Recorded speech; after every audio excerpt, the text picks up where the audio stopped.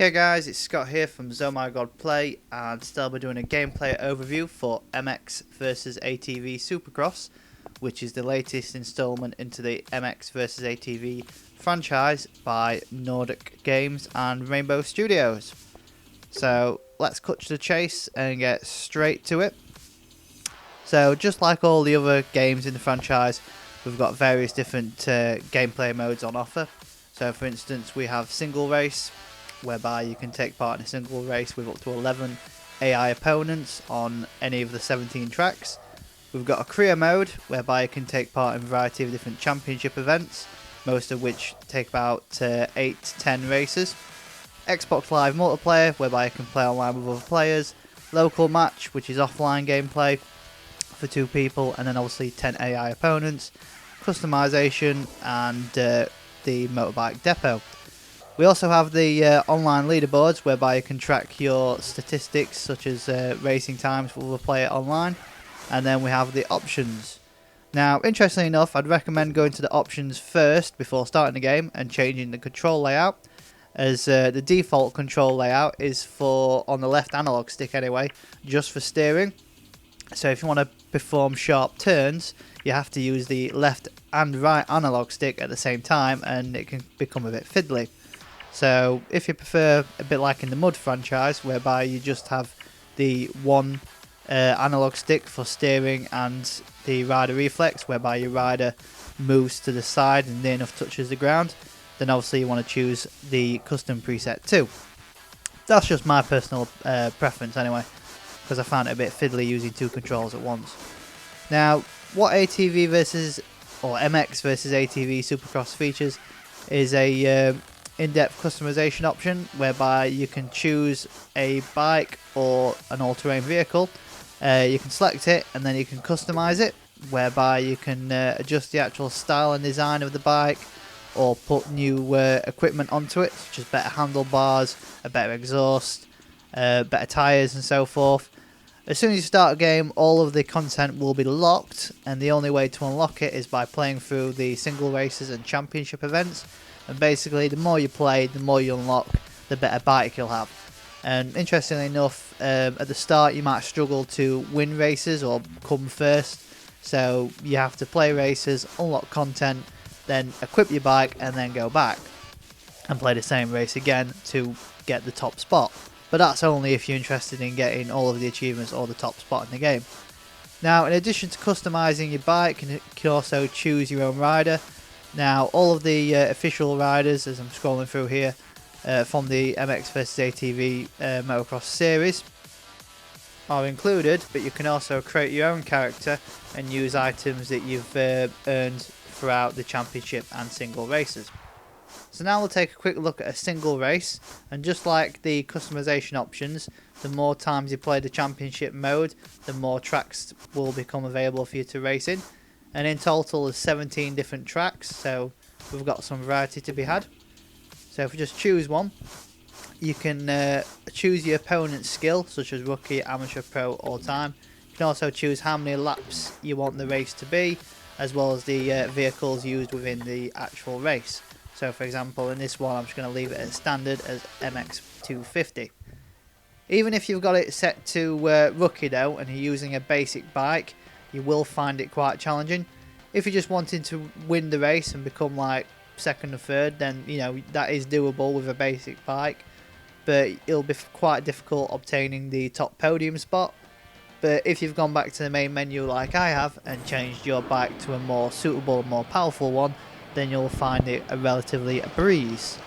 So let's get started with the race. Now, what I did find quite disappointing about the race start procedure is that there isn't any beeps or lights to tell you when you're about to go. The gate just drops and you've got to go. So if you're not really paying attention to the sounds and races behind you or around you, you won't have any idea of what's going to happen. So for example, when I first started playing the game, the gates dropped, all the bikers went, and I was just sat there wondering what was going off. So not particularly the best way of doing it. I mean, it might be more realistic doing it that way, because that's, I believe, how they do it in the races, but usually we expect or see some sort of lights or sounds to tell you when you're about to go. So, like going back to the controls themselves are right trigger for gas or acceleration, left trigger for brake. The left analog stick is used to steer the bike, and by the default settings at least, the right analog stick was used to do the sharp turns and rider reflex, whereby the rider would lean to one side depending on which way you're steering. Because I've changed it to preset 2 for the controls, the rider reflex and steering part are all on the same analog stick, which is the left.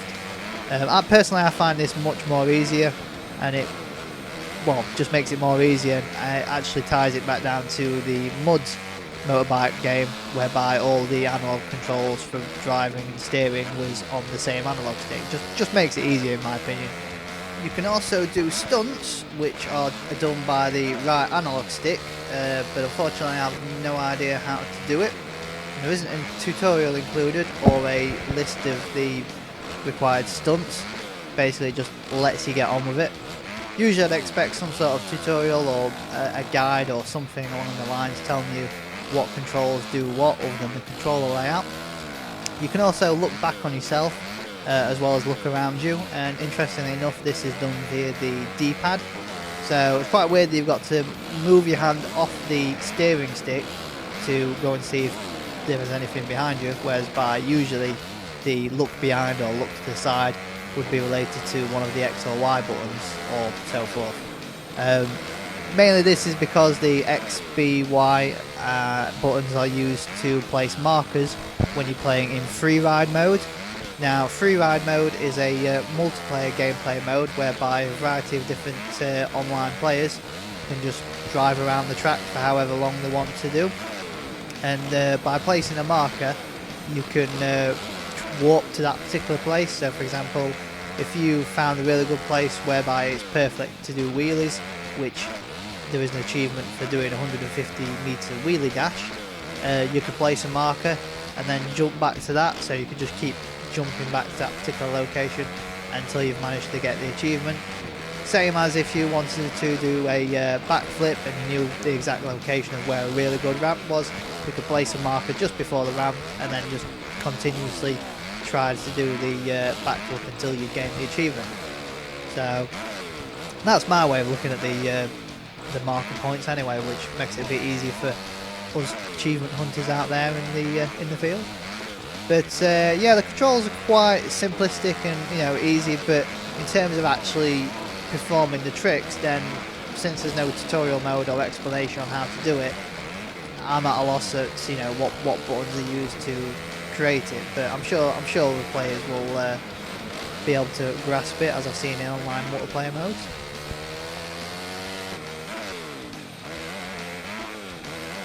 While it can become a bit lonesome and possibly even boring, especially when you've got a high-powered bike and have placed it on rookie difficulty, the track does offer some interesting gameplay elements.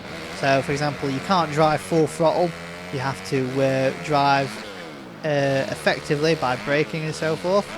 But disappointingly, when you do finish a race, the race is ended, but it still carries on for several seconds before quitting to the podium, as opposed to stopping at the checkpoint and showing you results.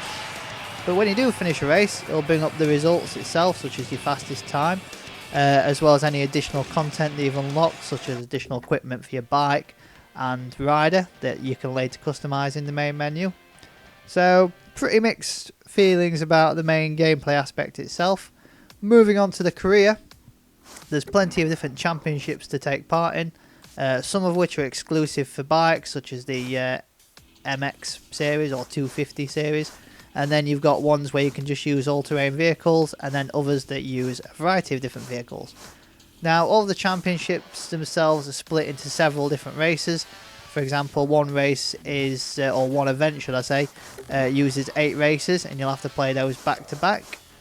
Moving on to the multiplayer aspect of the game, you can jump in straight away to a series and it'll join any game that's available, or you can create your own private match whereby you can invite friends in, and here you can choose whether or not you want it to be a Supercross event whereby you'd race to other players online, or you can make it a free ride event whereby you can just drive around for 10 minutes, get familiarised with the track, or just have a bit of fun with your friends.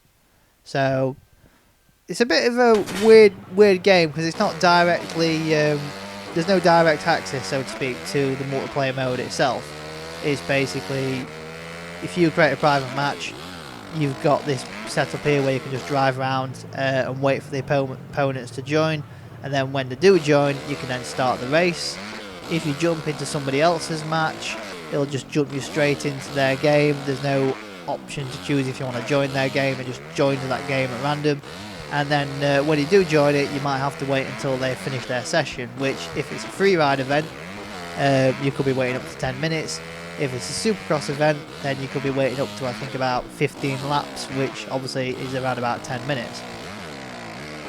So that's what you can expect from MX vs ATV Supercross, which is now available for the Xbox 360 and PS3.